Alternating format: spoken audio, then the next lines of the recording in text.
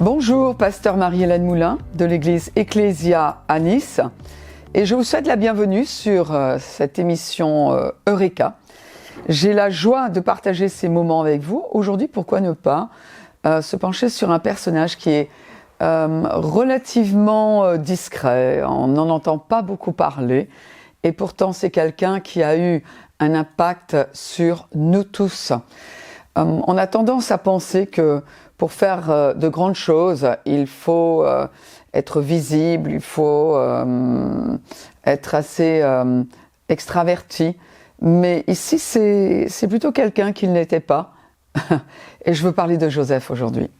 Alors, j'aimerais lire Luc chapitre 2, versets 1 à 7. En ce temps-là, parut un édit de César Auguste, ordonnant un recensement de toute la terre. Donc de toute la terre, ça n'allait pas jusqu'en Chine, hein, c'était l'équivalence de l'Empire romain. Ce premier recensement eut lieu pendant que Quirinius était gouverneur de Syrie. Tous allaient se faire inscrire, chacun dans sa ville. Joseph aussi monta de la Galilée, de la ville de Nazareth, pour se rendre en Judée, dans la ville de David, appelée Bethléem, parce qu'il était de la maison et de la famille de David, afin de se faire inscrire avec Marie, sa fiancée, qui était enceinte. Pendant qu'ils étaient là, le temps où Marie devait accoucher arriva, et elle enfanta un fils, son premier-né, suggérant qu'elle en a eu d'autres. Il y a un premier, il y a au moins un deuxième. Et effectivement, la Bible nous parle des frères et des sœurs de Jésus. Elle l'emmaillota, le coucha dans une crèche, parce qu'il n'y avait pas de place pour eux dans l'hôtellerie. Parlons de Joseph, personnage peu visible.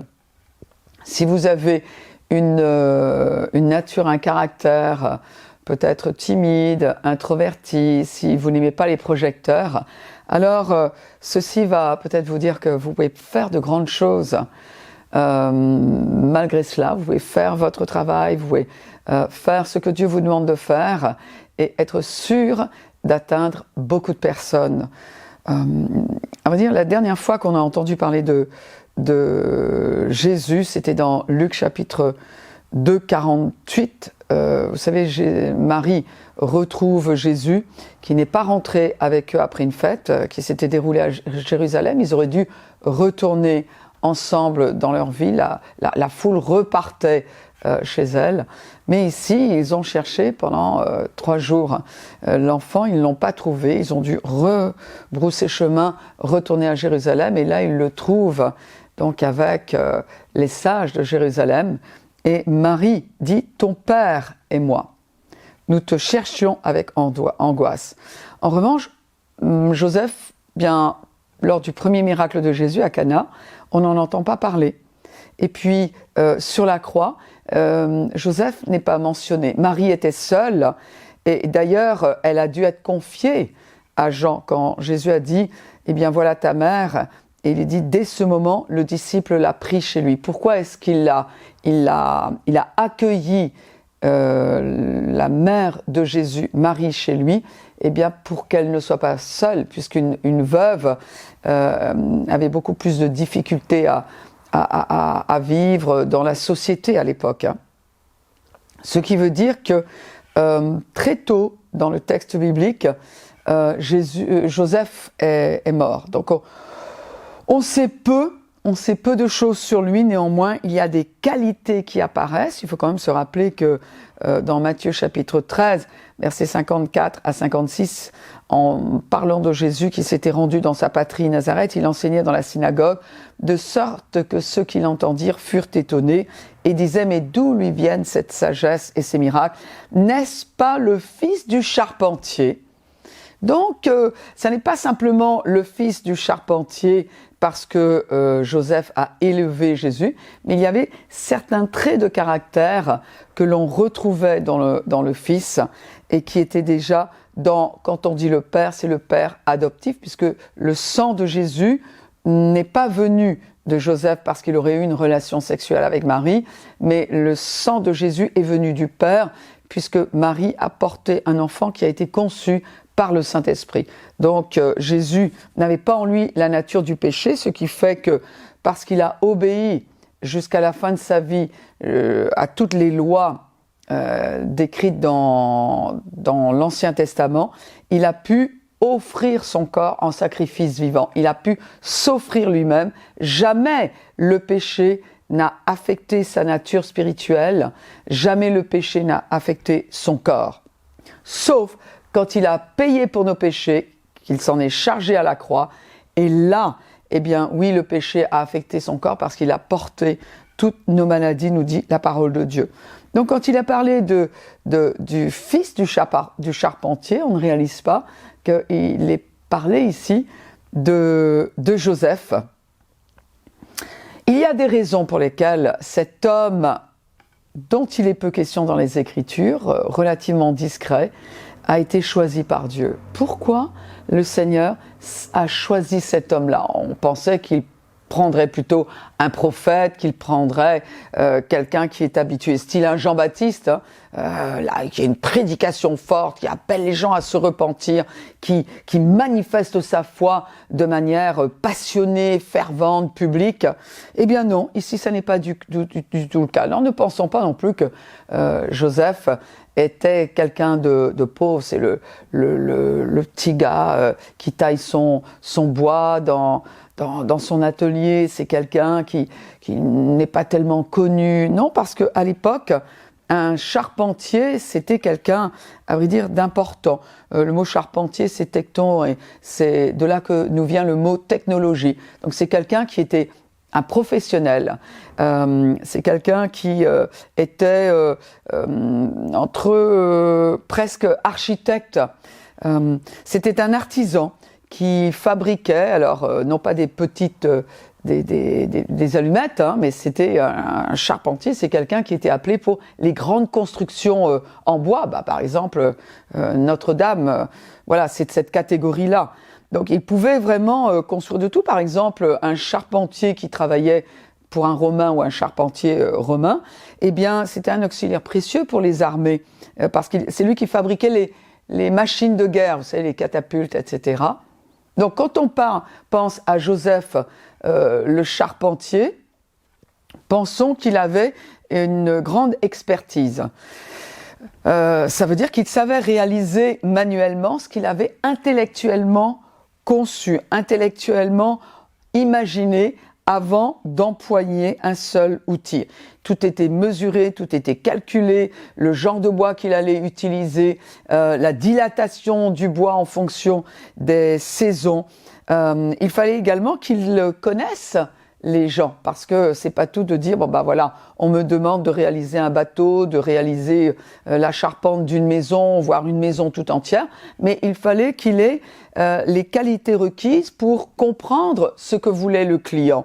Ensuite, qu'il sache manipuler les outils, qu'il connaisse les différentes techniques, il fallait qu'il maîtrise les gestes. Un charpentier, c'est quelqu'un qui a beaucoup de patience, c'est quelqu'un qui est dans le détail, il ne va pas juste couper une poutre comme cela au pif. Hein. Non, c'est quelqu'un qui doit imaginer, acheter, mesurer, organiser, vendre, faire des devis, ajuster les prix, respecter les délais, etc. Et d'ailleurs, pour les Juifs, ce métier-là n'était pas un petit métier.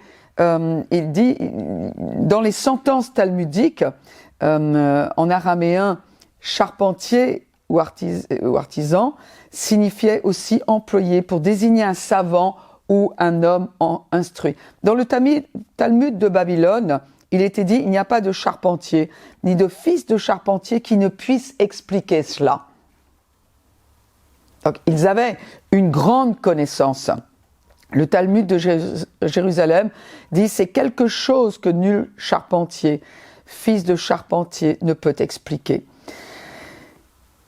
Dans Matthieu chapitre 1, voilà notre homme, celui qui a élevé notre Seigneur dans le naturel, celui qui l'a adopté. Jésus est rentré dans la maison de Joseph, le charpentier. Matthieu 1, 18, 19, voici dans quelles circonstances Jésus-Christ vint au monde.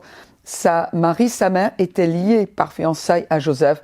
Or, il se trouva Or, elle se trouva enceinte par l'action du Saint-Esprit avant qu'ils aient vécu ensemble. Joseph, son futur mari, était un homme juste. Voilà un détail qui est important. Il ne voulait pas la livrer au déshonneur. C'est pourquoi il se proposa de rompre ses fiançailles sans en ébruiter la raison. Évidemment, vous imaginez que, vu le métier qu'avait Joseph, tout le monde le connaissait. Tout le monde. Il est dit que c'était un homme juste, et cela se rapportait au fait d'être en accord avec des normes élevées de rectitude, de quelqu'un de droiture, de justice. C'est quelqu'un qui était équitable. Donc probablement quelqu'un qui était intéressé à faire ce qui était juste, honorable, bon. On peut comprendre un trait de caractère important qu'avait Joseph, c'est qu'il était délicat. C'était un homme qui était bon. Il n'a pas agi par méchanceté à aucun moment. Quand l'annonce que sa fiancée était enceinte, eh bien, il a fait preuve il a posé des questions, mais ça n'était pas des questions qui étaient motivées par la suspicion. C'était des questions sur le comment faire.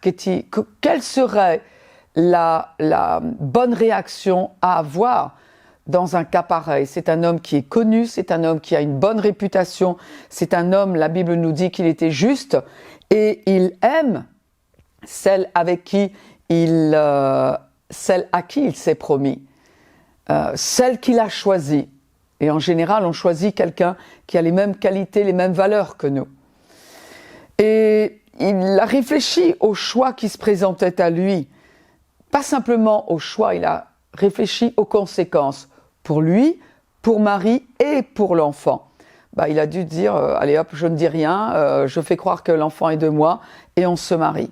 Autre option, je me sépare publiquement et puis tant pis pour elle. Elle aura la réputation de femme légère et puis l'enfant, il sera lui aussi élevé avec les bagages des mauvais choix de ses parents. C'est-à-dire qu'il pouvait la diffamer, il pouvait l'exposer publiquement, il pouvait aller devant les leaders religieux de l'époque et il pouvait dire voilà ce qui s'est passé. Mais ça veut dire qu'il y avait au moins un des deux qui risquait la lapidation. Il pouvait dire je vais me séparer discrètement d'elle. Je vais la laisser se débrouiller, je vais faire en sorte que je vais peut-être même lui donner de l'argent, tiens. Mais moi, en tout cas, je serais absolument innocent et je n'aurais pas à me justifier dans cette affaire-là. Mais, à vrai dire, il a pensé à Marie plus qu'à sa propre réputation. Il a fait preuve d'intégrité. D'abord, le psaume, Proverbe 11, chapitre 3, nous dit clairement « L'intégrité des hommes droits les dirige ». Quand quelqu'un fait preuve d'intégrité, il va trouver la bonne direction dans la vie. Verset 20, il est dit, comme il y pensait, voici, un ange du Seigneur lui apparut en songe. Donc cela veut dire que malgré ce que Marie avait pu dire, eh bien, il dormait. Mais il a eu besoin d'une visitation. Ça c'est quelque chose qui est important de comprendre, c'est que Dieu va nous donner tout ce dont nous avons besoin pour faire sa volonté. Alors, ici, c'est un ange qui est apparu en songe. Pour nous, ce qui serait beaucoup plus naturel, chrétiens nés de nouveau, eh bien, c'est que le Saint-Esprit nous parle dans notre esprit. Et cet ange dit, « Joseph, fils de David, ne crains pas de prendre avec toi Marie ta femme, car l'enfant qu'elle a conçu vient du Saint-Esprit. » Ne crains pas, pourquoi ? Parce que Dieu l'a mis face à ses émotions. Le Seigneur l'a mis face à ses doutes, face à ses craintes. Vous savez, nous les chrétiens, nous ne balayons pas nos craintes et nous ne faisons pas comme si les difficultés n'existaient pas. Au contraire, la Bible nous encourage à faire face, à regarder la montagne. Oui, à parler à la montagne, mais à la regarder, à calculer la dépense au lieu de dire je vais vivre par la foi et je ne m'inquiète pas des chiffres. Si, nous devons être conscients de la réalité et devant la réalité, exercer notre foi dans les promesses de Dieu. Mais Dieu a révélé les craintes de son cœur. Mais en tout cas, Joseph est quelqu'un qui a su entendre Dieu et laisser la parole de Dieu faire suivre son cours dans sa vie au lieu de se laisser dominer par les émotions. Versets 21 à 25, elle enfantera un fils, et tu lui donneras le nom de Jésus, Yeshua, bien évidemment, Dieu sauve. C'est lui qui sauvera son peuple de ses péchés. Tout cela arriva afin que s'accomplisse ce que le Seigneur avait annoncé par le prophète. Voici la Vierge sera enceinte, elle enfantera un fils et on lui donnera le nom d'Emmanuel, ce qui signifie Dieu avec nous. Immanuel, Dieu avec nous. Jésus est venu afin que Dieu soit avec nous. Et Dieu n'est pas contre nous, il est avec nous. Joseph s'étant réveillé, fit ce que l'ange du Seigneur lui avait ordonné, et il prit sa femme avec lui. Voilà, tout simplement, c'est un homme qui a obéi. On peut apprendre. Cet homme-là, vous savez, très souvent, on se dit, si j'ai une grande réputation en ville, je n'ai pas besoin de servir Dieu, de connaître Dieu. Ici, c'est exactement tout l'inverse. On en entend peu parler dans les Écritures. Néanmoins, c'est un homme de grande réputation, de bonne réputation, d'intégrité, la parole nous montre qu'il a fait passer Marie. Il n'a pas voulu se laver les mains en disant ok, il y a une parole de Dieu, débrouille-toi Seigneur. Non, tu m'as choisi. D'ailleurs, il serait intéressant de poser la question à Joseph quand nous allons le retrouver au ciel. Bien, qu'est-ce que Dieu t'a demandé avant? C'est-à-dire, qu'est-ce que Dieu t'a demandé qui fasse en sorte que ton intégrité soit testée au point qu'il te confie son Fils? Dieu ne confie pas de grandes missions, de grandes bénédictions à quelqu'un qui n'est pas fidèle dans les petites choses. La chose, quand je dis la chose, on se comprend, le bien le plus précieux qu'avait Dieu, c'était son Fils qui n'avait jamais été touché par le péché. Et il l'a confié à cet homme-là qui avait une grande réputation, un homme qui était connu en ville, mais qui avait déjà marché avec Dieu. Voyez-vous, si vous voulez que Dieu vous confie devant grandes choses, ne dites pas oui, mais un jour quand Dieu me donnera cela, alors moi je fais cela. Faites marcher avec Dieu, obéissez à Dieu là où vous êtes. Et surtout, quand Dieu vous demande de faire quelque chose de difficile, protégez tous ceux qui sont autour de vous, autant que possible. Il y a un détail qui est très intéressant ici. Il est dit, elle enfantera un fils, donc Marie, et l'ange dit à Joseph, tu lui donneras le nom de Jésus. Vous savez qu'en acceptant de donner un nom à cet enfant, le nom de Yeshua, Joseph était en train de dire publiquement, je reconnais cet enfant comme le mien, je l'adopte. Oh, mais que c'est beau, cet homme-là, qui voulait fonder une famille, a été capable de faire de la place à l'enfant d'un autre, l'enfant de la promesse, mais quand même l'enfant d'un autre, et il lui a donné un nom, reconnaissant publiquement, oui, c'est un des miens, je vais l'élever. Et donc c'est assez intéressant qu'après l'écriture, et vous savez, le Saint-Esprit aurait pu ne pas donner ce détail, mais effectivement, il était appelé le fils du charpentier, parce qu'il l'a aimé comme son propre fils. Donc ça n'était pas la première fois que le père demandait à Joseph de faire quelque chose de difficile, c'est certain, parce que là, c'était probablement la chose la plus difficile que le père a demandé à Joseph.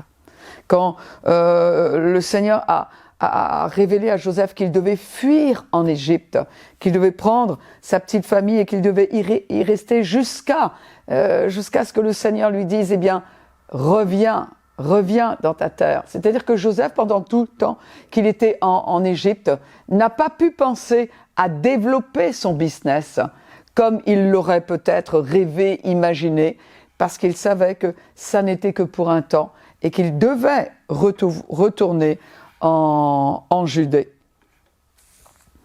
Joseph avait sa propre entreprise, il avait une bonne réputation, il avait une carrière, il pouvait assurer la sécurité, il était organisé. C'était un homme qui était obéissant, un père adoptif.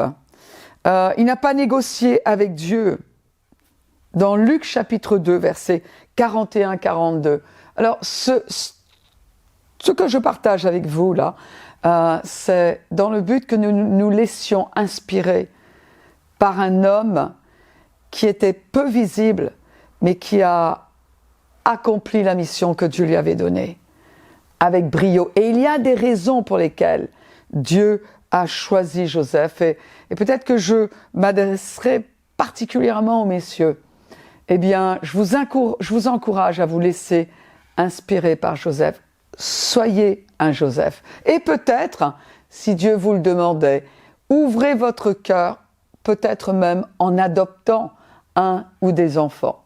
Et en croyant que le Seigneur est celui qui pourvoira à tout ce dont vous avez besoin pour élever cet enfant, ses enfants peut-être, et les vôtres également, puisque Joseph en a eu avec Marie. Dans Luc chapitre 2, 41-42, il est dit « Les parents de Jésus allaient chaque année à Jérusalem à la fête de Pâques. Lorsqu'il fut âgé de 12 ans, ils y montèrent selon la coutume de la fête. » Et quand il est dit que les parents de Jésus allaient chaque année, et bien sûr, Jésus allait chaque année accompagné de Marie, mais également accompagné de son père. C'est-à-dire, c'était un homme pieux. C'était un homme qui était constant dans sa foi. C'était un homme pour qui marcher avec Dieu était indissociable de sa vie. Il allait avec ses enfants. Il est allé avec Jésus. Il a été un exemple de piété pour Jésus. Soyons des Joseph. Laissons-nous inspirer par lui. Alors, Dieu a choisi Joseph parce que c'était un homme d'intégrité. Il a su, malgré l'amour qu'il avait pour cette jeune femme Marie, il a su faire preuve de maîtrise de soi. La Bible dit clairement, il n'a pas eu de relation sexuelle avec elle jusqu'à ce qu'elle ait accouché. C'était un homme qui protégeait les autres. Il a pensé à Marie. Il n'a pas pris des décisions au détriment de Marie, au détriment de Jésus, mais dans le choix qu'il a fait, il a intégré les autres. C'était un homme qui n'avait pas peur du regard des autres. Quand il a choisi de garder sa fiancée, quand il a choisi, oui, que l'enfant naîtrait et qu'il aurait même à expliquer que non, ça n'est pas le sien, et qu'il aurait à expliquer que c'est une promesse de Ésaïe, le prophète, oui, que l'enfant naîtrait d'une vierge, donc ça n'était pas le sien. Il n'a pas eu peur du regard des autres. Il n'a pas eu peur de perdre son business. Il n'a pas eu peur de perdre sa réputation. On sait aussi que, bien évidemment, c'était un homme sur qui on pouvait compter. Marie a pu compter sur Joseph et elle a su que Jésus pourrait compter également sur cet homme. Joseph était un homme fidèle et rappelons-nous que Jésus a été élevé par cet homme-là. Il a vu ses qualités démontrées devant lui.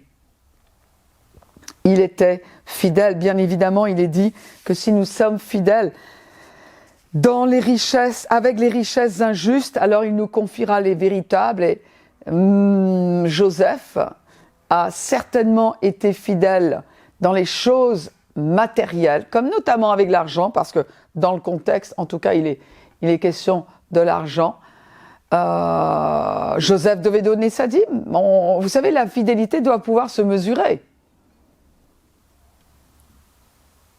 Il a été fidèle également avec les richesses injustes et le Seigneur lui a confié la véritable, son fils.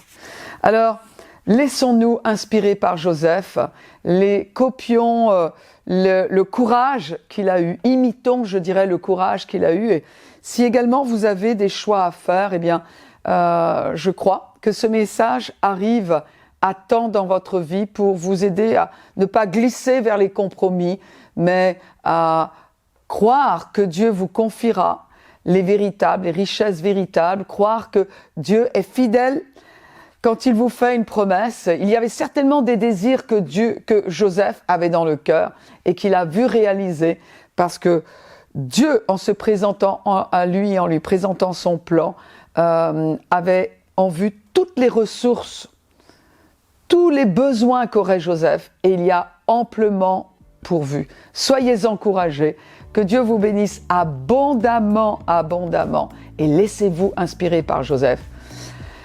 À très bientôt.